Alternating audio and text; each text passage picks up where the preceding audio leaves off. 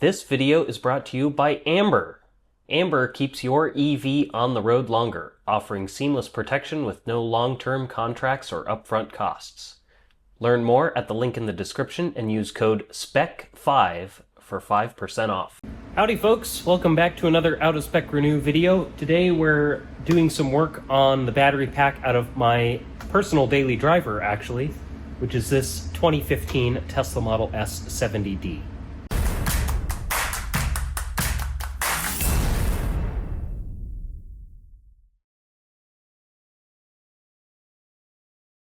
So I don't think this car has actually ever been featured on any of the out-of-spec channels in the past, but like I said in the intro there, this is my personal car. It's a 2015 Tesla Model S 70D. It's actually got, I think it just hit 468,000 miles. Now this is not the original battery to the car. This is actually the second battery pack that was put in, according to the previous owner, at around 250 to 260,000 miles. That's about all that I know about it. Normally there would be a sticker on the front right corner of the battery pack there that you could identify it by, but the sticker on this one's missing. That said, I highly suspect this is a remanufactured pack, since the time frame that this would have been replaced in, which would have been sometime probably roughly in 2018, Tesla no longer made this style case for the Model S battery. This would be kind of a V1 style case. And these had been out of production probably for 2 or 3 years by the time this battery pack was installed in the car. So I suspect this was a remanufactured battery. How many miles it had put on it before that point in time, who knows? For all I know, this battery could have, 250 or 300,000 miles on it. But I know that it has at least 200 to 210,000, since that's how many it's done in this car. And yeah, it's at about 84% state of health these days. And this was actually going to be a little bit of a different video that I was going to be doing. I was actually going to be doing a pack upgrade into my car, but the pack that I ended up sourcing ended up having some damage to it, so it's actually going back to the auto dismantler. So I'm actually going to be putting this battery back into my car, but before I do that, I actually want to do some checks on it. So what I'm going to do is I'm going to pull these side rails off, and then I'm going to do a pressure test on the pack, make sure there's no leaks anywhere, which is a pretty common problem on these older Model S packs. That would be, I would almost say that this type of procedure, doing the pressure test and testing for leaks, I would say that it's a recommended procedure to do on any older Model S, just because the moisture intrusion issues on them are so prevalent, and it tends to cause so many major failures. A lot of pack replacements that were done under warranty or even out of warranty at Tesla are a lot of the time due to these moisture intrusion issues that are things that can be repaired, but that they don't do at the service center. However, as they say, prevention is the best cure, and we want to prevent moisture intrusion into the battery before it actually happens. But yeah, I'm actually going to skip backwards in time now and show you guys the actual process of removing the battery, and then I'll come back to you here today and I'll show you the actual process of doing the pressure testing, and then we'll go ahead and get the pack back into the car. All right, so here at the front of the plate, we've got to remove this bash plate. This is to protect the front side of the battery in the event of, basically, if you run over something in the road, this plate protects the front of the battery from seeing any kind of intrusion. But that's just got 2 fasteners in it on either side.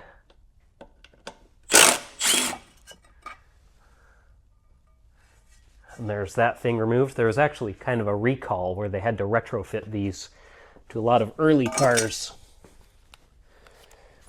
But that is off.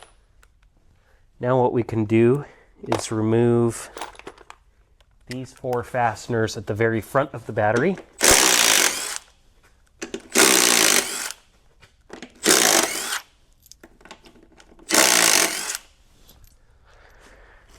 And then lastly, we've got to remove these big bolts on the corners of the battery that actually clamp the front subframe into place.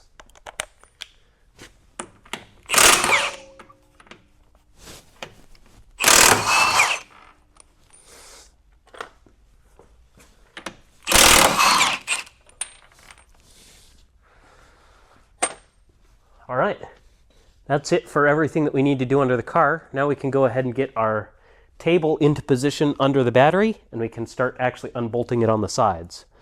The really cool thing about Legacy Model S is that they use the Rapid Mate system, which is actually originally designed for quick swapping of batteries, which was something that never really panned out for Tesla. But it makes it really easy to swap these in and out because you don't have to disconnect any of the high voltage or low voltage connectors or the coolant lines or any of that stuff. You literally just unbolt the battery and drop it out, and everything self-disconnects and sort of self-reconnects. It's a little bit tricky to get everything aligned properly to put it back in, but it goes fairly quickly once you know what you're doing. But yeah, let's go ahead and get prepped to pull this pack out. All right, so I'll give you guys kind of a walk around here of the pack. The common moisture intrusion points for the earlier cars, number one is the fuse cover here. I've actually already done the pyro fuse in this car once, but a pretty common problem area is for these pyro fuse covers to end up rusting out, particularly on the really early cars where they end up, the cabin condensation drain for the air conditioning literally drops down right here on top of the battery, and then you get a bunch of water that pools up all over, including in the pyro fuse cover area here. Additionally, if you're in an area where they put a lot of salt on the roads, that can seriously cause some major corrosion of this thing, and I've seen them where they rust away almost completely, and then you end up with just water getting into the battery and causing isolation faults and corrosion and all that bad stuff. So that's one of the common problem areas for moisture intrusion. The other common one is on the bottom here. So I've actually pulled these side rail covers off, and you can see just how much dirt and crap is caked in here. So I'll have to clean all that out. But we've got these umbrella valves under here. Actually, let me grab a light real quick so that you can see better. All right, there we go. So these are the umbrella valves, and depending on when the pack was built, they use different setups for the umbrella valves. On the really, really early packs, every single one of these circles would be an umbrella valve. Later on, they revised it to have fewer umbrella valves, basically fewer points of failure. Sometimes they also have some gore breathers on these, sometimes they don't. This has pretty modern versions of umbrellas. Like I said, this pack was probably installed in this car sometime in 2018, so it would have pretty up-to-date umbrellas on it, even if it was a remanufactured pack. But you can see we just get so much dirt and debris in here that sometimes you end up with dirt either getting under the umbrella valves themselves or around the O-ring seals and stuff, and that can cause some moisture intrusion issues. So I am going to take you guys through the process of pressure testing the pack, and we'll inspect it for any leaks. All right, so we're ready to start doing our pressure test here. So what I've done is right here on the rear left corner of the battery, there's normally just a little plug here, just a little 1/8 NPT plug. And what I've done is I've pulled that out and I've put this fitting on. And what I'm going to do is I'm going to hook up this pressure regulator that I've got. So this regulates it down to a very low pressure. 0.2 psi is the maximum that you want to test this at. So I've got it set probably a little bit lower than that, maybe about somewhere between 1.5 and 2, or 0.15 and 0.2 psi. So what I'm going to do is I'm going to connect our fitting there, and then I'm going to open the valve. And that's going to allow us to pressurize the pack, assuming it'll hold pressure, which right now it's looking like it won't. Well, maybe it will. We're slowly creeping up there.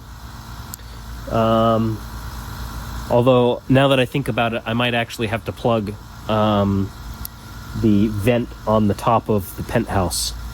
Let me go check on that real quick. I'm actually going to close the valve here. Oh no, it is holding pressure. Okay. So we'll open the valve, and I'll let this continue to pressurize. So part of the test here is we want to see if the pack can hold pressure. And this is pretty slow since we have the pressure regulator set so low. But I'm going to let it come up to my tick mark there, which is, it's almost there. I might even be able to increase the pressure just a touch to get it up there. So So that's kind of what I'm targeting right there. And then I'm going to shut this valve off. And now we're no longer supplying air to the pack. This is just whatever pressure it's holding, which seems to be holding pretty good, actually, considering that this has never really been looked at. It is losing a little bit of pressure pretty slowly. Let me try and plug off that vent cap on the penthouse, though, and see if that might be part of our problem, or if we've got some leaky umbrella valves. All right, so I've plugged off our vent valve, and I've reopened our pressure regulator here. We're coming up to pressure. So I'm going to go ahead and shut the valve off, and we'll see if it holds. And it does indeed seem to be holding pressure. I'm going to let this sit here for maybe about 5 or 10 minutes and come back to it and see if we're still holding pressure on it after that. All right, so it's been a little bit. We did lose some pressure. It's still holding just a little bit there, but it definitely did lose some pressure. So I'm going to go around and check all of the common leakage points. I've re-enabled our thing there, of course. And what I'm going to do is I'm just going to spray all the umbrella valves and everything down with some soapy water and look for bubbles. That's the easiest way to search for leaks. All right, so I've got my spray bottle full of just a mixture of dish soap and water. And I'm just going to spray all these down. There we go. I found a leaky umbrella valve already right here. Let me show you guys. So right here you can see these bubbles coming out. That's our leaky umbrella valve. So that's probably going to be, if I were to guess, the major source of our leak that's causing our leak down test to not pass.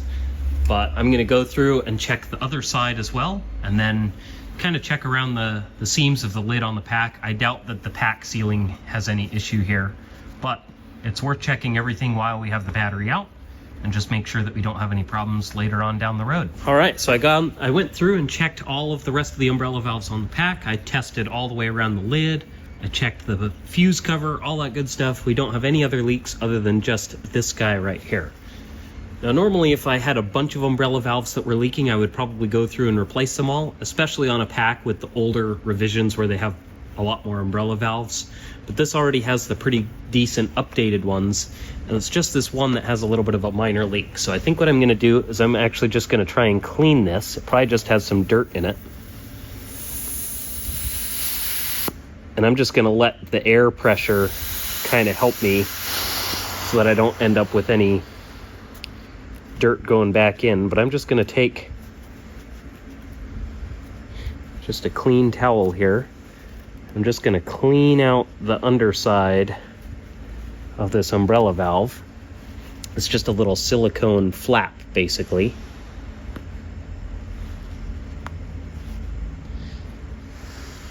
Hard part is getting it kind of peeled back enough that I can get the towel in here. But yeah, I'm basically just going to try and clean up that surface on it as well as I can and try to make sure that it seals. The ones at the front of the pack here seem to be the most prone to these issues because they're just right behind those front wheels and they just get dirt and stuff pushed right into them. Give that another spray down. Oh, we're still leaking. Okay.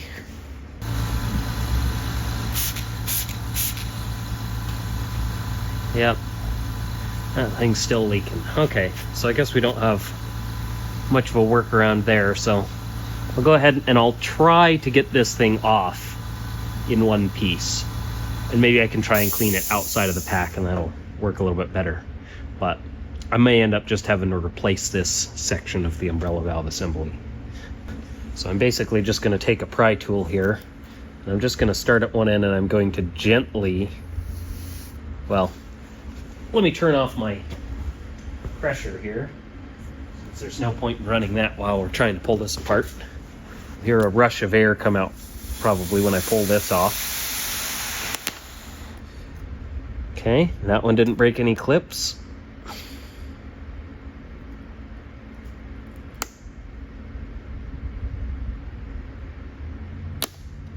That one came off intact as well.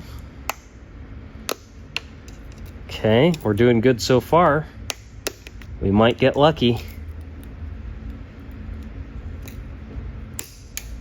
Oh, that one busted. Dang it. Well, unfortunately that's junk now because that clip busted off, which is unfortunately pretty common. But you can see just how much dirt and stuff is caked in on these. Alright, well, I'll go ahead and clean this up. All of our surfaces here where it's got a seal. Give it the best shot at sealing up in here with the O-rings.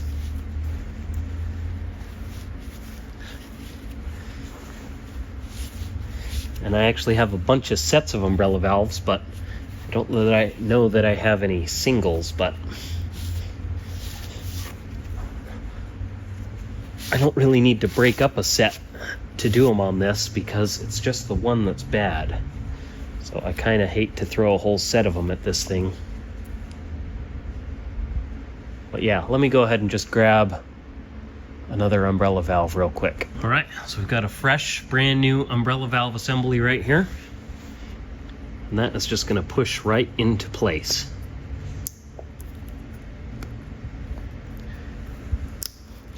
Got to be careful, make sure none of the O-rings get pinched. I've seen a number of these where they get assembled improperly and the O-rings get pinched in here.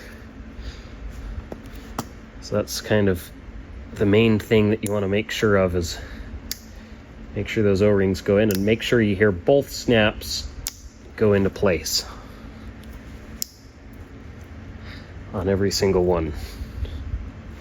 Okay, I'll go ahead and turn our air pressure back on. Make sure our new one doesn't have any leaks, which it looks good. So now what I'll go ahead and do is I might go down and just kind of wipe all these off, get all the dirt off of them. I'll check them again to make sure there's no leaks. And then I'll do the leak down test again and make sure that the pack can actually hold pressure. All right, so I've gone through and double checked everything. Our pack is holding good pressure here. There you go, now you can see the gauge. So I think we're all good here. I'm gonna go ahead and disconnect this. We'll get a bunch of air out of here. There we go. So I'll let the pressure equalize there.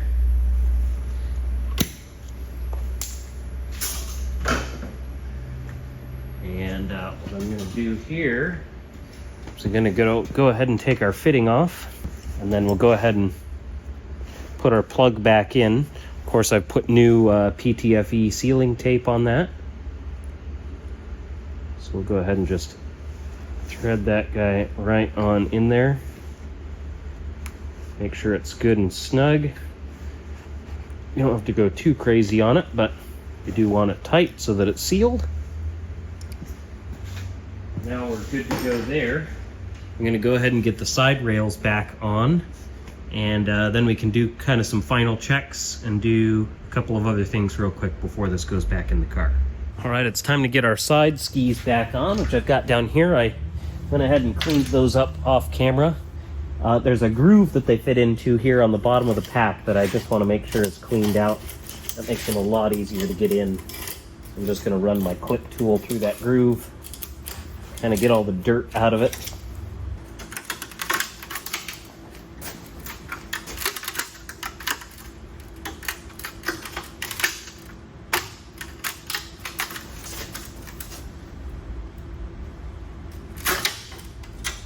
Ow.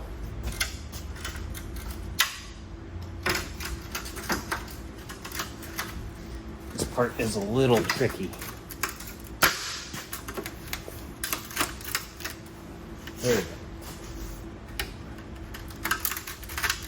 I think we're more or less in there. Got to slide just a little bit towards the front edge there. Get the holes to line up. Might have been too far. All right, that's this side done. Now I'll just rinse and repeat on the other side. All right, so here under the car, these are our rapid mate connectors that plug into the battery. So this is the main high voltage side. And then we've got our communication low voltage stuff over here. So this is like contactor power supply, CAN communication, high voltage interlock, all that kind of stuff. I think we're pretty much good on these connectors here. I don't see any issues there. I might spray a little bit of contact cleaner in there just to get any of the dust out of the connector. But this connector right here is actually the old sort of outer dust seal that would normally go on here. Basically was just like rock hard and essentially just disintegrated into little pieces as soon as I pulled this thing out of here. You can kind of see there's still some chunks left of it coming out there when I run my pick in there. So I've got some new seals for it. So one is the actual inner seal, this white piece right here, which that still seems like it's good. It's just a silicone seal. But I have a new one, so we'll go ahead and swap that out anyways. So I'll pull the old one out. Just toss that aside. And then I want to get what's left of the old outer seal out of here.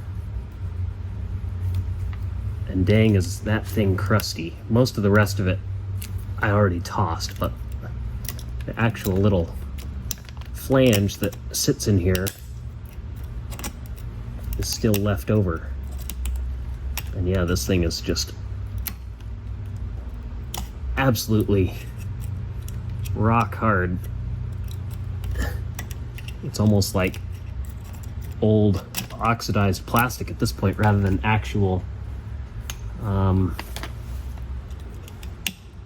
oh, you know what? I've actually got to pull this piece off to get that out of there. So let me grab a socket, and I've got to pull that ground pin out. So let me do that. That'll probably make things way easier here. There we go. So we'll pull this center pin out.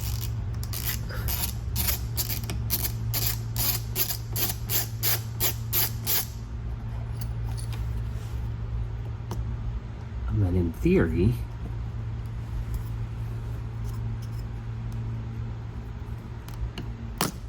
there we go. Came out a little bit crooked, but yeah, look at all those chunks of what was left of that old seal. We're still kind of, oh, I see, it's just clipped on here.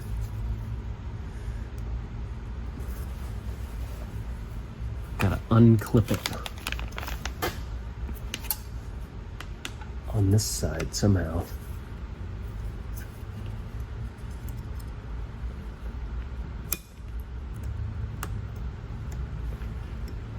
There we go. So there's those out of there. Our pin in here, I actually have a new grounding pin and this other little pin that's right here, but they're just fine. There's nothing wrong with those. And I also actually have this plastic piece as well, but there's nothing wrong with this one, so I'm just going to reuse it and save that other stuff for next time. But what I'll go ahead and do now is I'll get the new seals installed on here. Actually, I might need to go and take a look at the battery to confirm which direction this goes. So let's go take a peek at that real quick. All right, so this is the battery side, and we've got our thing here. So we're upside down, so you can see all of our pins line up in that direction. So does this thing, I guess maybe this is unidirectional. I guess it can go either way. But that basically just sits on top of there. Before I put that one all the way on though, I want to get the white inner seal in. That's the most important one because that's what actually seals this in here. So I'm going to go ahead and get that installed on here first. There we go. So that's all in. We'll get our outer seal pushed down into place. And that's good. So yeah, that would just go basically right into place, just like so. And those seal it on there. So we'll go ahead and get this reinstalled on the car side. All right, so all that's really left to do at this point is to get the pack back into the car. So I've got it roughly positioned under the car here. And at opposite corners, I have these alignment rods that are just threaded right into one of the bolt holes, and those are going to line up with the corners on the battery. So we've got one here at the front right corner, and then we have one over there at the rear left corner. So I'm going to go ahead and start lowering the car into place, and as we get closer I can fine tune the positioning, and then we'll be able to get it basically in position. Before we get the thing fully seated into place though, I want to get the rapid mate connectors fully lined up, which is a little bit of a tricky step there, so we want to make sure that those are fully aligned before this goes together, because it's pretty easy to damage those. Hello, you join me here on the borescope camera. We're going to go ahead and stick this up in on top of the battery here and make sure our rapid mate connectors are all lined up. So this is our low voltage rapid mate, and if we move over here, I might have to come at this from the top actually. So yeah, coming in here from the top down, you can see that orange circle there is where our pin needs to line up. So there's sort of a little alignment pin that goes in there. And it's tough to see. There you go, you can just see it around the corner from our black connector there. But that is lined up, so we're good there. And if we move back to the high voltage side, you can see we've got our two big pins on either side, and then we've got that round pin in the center, which is also lined up in the orange hole. So it looks like we're perfectly lined up there on our rapid mate connectors. I am going to see if maybe I can hang this up in such a way that you guys can watch it slide into place. All right, there we go. Pretty well lined up there, so just going to go ahead and drop the car down until we make full contact.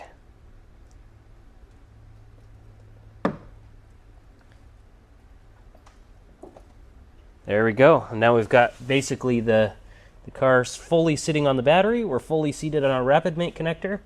Now we can go ahead and bolt it in. Alright, so it's time to get the pack bolted back in. We're fully in position. I'm going to take my alignment pin out of the front corner here. So that just unthreads. And I've got my fasteners that are going to go back into the battery. And I'm just going to gently get those started. We want to make sure we don't cross thread anything. So I'm just going to run them all in just a little bit, make sure they thread in properly with no issues. All right, we're good on this side. I'm just going to go ahead and repeat on the other side, and then I'll bring you guys back when I've got the car up in the air. All right, so as you can see, I've got the car up in the air, battery's bolted in. Now what I've got to do is go ahead and make sure all of our fasteners that go into the center areas of the battery, which I've just lost a bunch of them in my pallet here. But yeah, what I want to do is I want to make sure that these thread in properly. Sometimes, even though you get the pack bolted in on the sides, it doesn't line up with all the holes here on the bottom. So I just want to make sure that all of these thread in basically by hand with no issues. And that'll let me know that our pack alignment is good. And then we can go ahead and crank all these down. It looks like we're good so far. So I probably won't have to reposition it, but sometimes you'll run into a few that are just a little bit tricky. Like this one feels a little tight, but I think it'll go in. All right, I think we're good. I'm just going to go ahead and tighten those all up, and then after that, we can finish up the rest of the stuff at the front of the battery. Alrighty, we've got everything bolted in for the battery itself. I also did the front 4 bolts here, as well as the 2 big ones on the subframe. Got to be careful with the subframe bolts. I have encountered more of those that were cross-threaded and stripped out than I care to count. So those are another important one to get started by hand and make sure it's actually threaded in there, because if you strip out the captive nuts in there, it's a major pain in the butt to get those fixed. But now we can go ahead and reinstall our skid plate here. Or skid plate isn't the right word, but I guess you could call it a bash plate. So we'll get that started in here. And we'll run those in.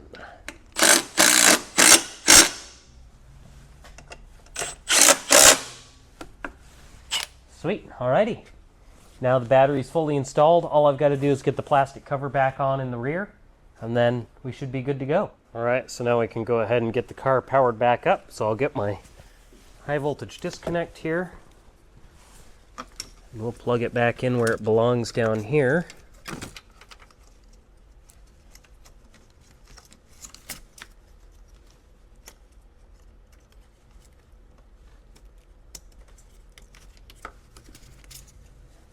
Okay, there's that.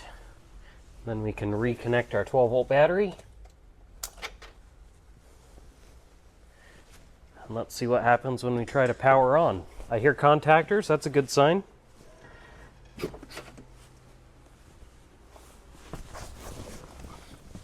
And the cool thing is we won't really have to do too much of a coolant air purge because we don't really lose hardly any coolant in this process. Maybe just a tiny bit of air gets introduced and a little bit of coolant gets lost when the coolant rapid mate separates, but we'll let the car boot up here in just a minute, and we'll make sure there's no issues. Alright, the car's starting to boot up here. I did put it in service mode before I dropped the battery out. I don't know if I showed that before. There we go. Drive rails on. And it looks like no major alerts.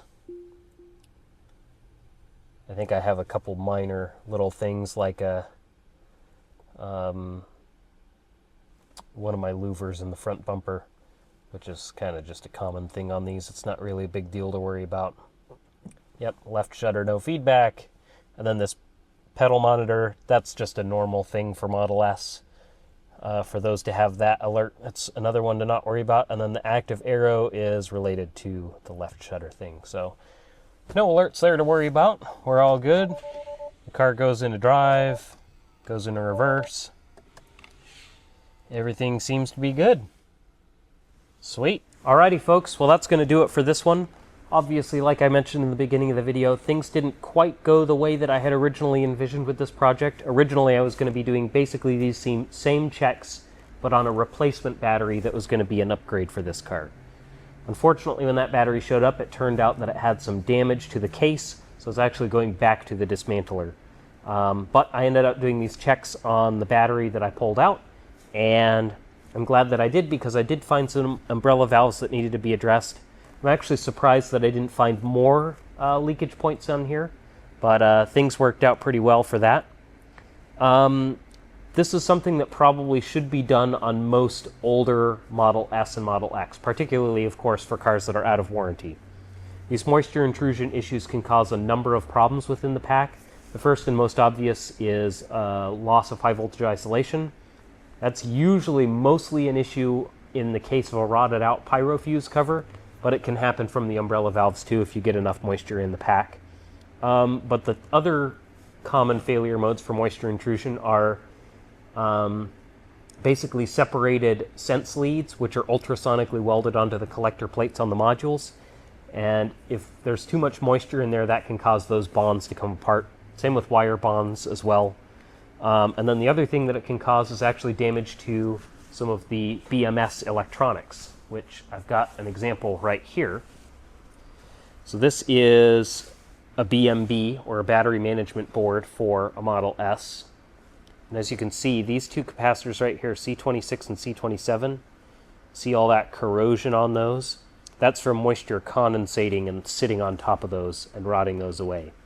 It's actually a very typical failure mode for these particular older style packs, as the the moisture condensates on there. Usually there's very telltale signs when that's the failure, because you'll end up with basically voltage mismatch issues that the BMS is reporting, and usually the fifth and sixth cells within a module, or fifth and sixth bricks within a module rather, will be reporting voltages that are off from the average of the rest of the pack. And a lot of the time they'll be off by equal but opposite amounts. So say if your average pack voltage for all the cells is about 3.7 volts, maybe one of those cell groups will be 3.9 volts and the other one will be 3.5 volts. So, both off by 200 millivolts. Could be more or less or whatever, but they'll be off by roughly equal but opposite amounts. Obviously that doesn't occur every time that's the failure, but it's pretty common when those two capacitors do end up corroding. But anyways, yeah, that pretty much does it for this one. Hopefully you guys found it informative, and maybe one of these days we'll get around to actually doing a pack upgrade on this. I've been on the lookout for a 100 kilowatt hour pack, and I'd really like to get one in this car, mostly for the faster charging, but it'd be great to have more range and more power too. But as always, thanks for watching.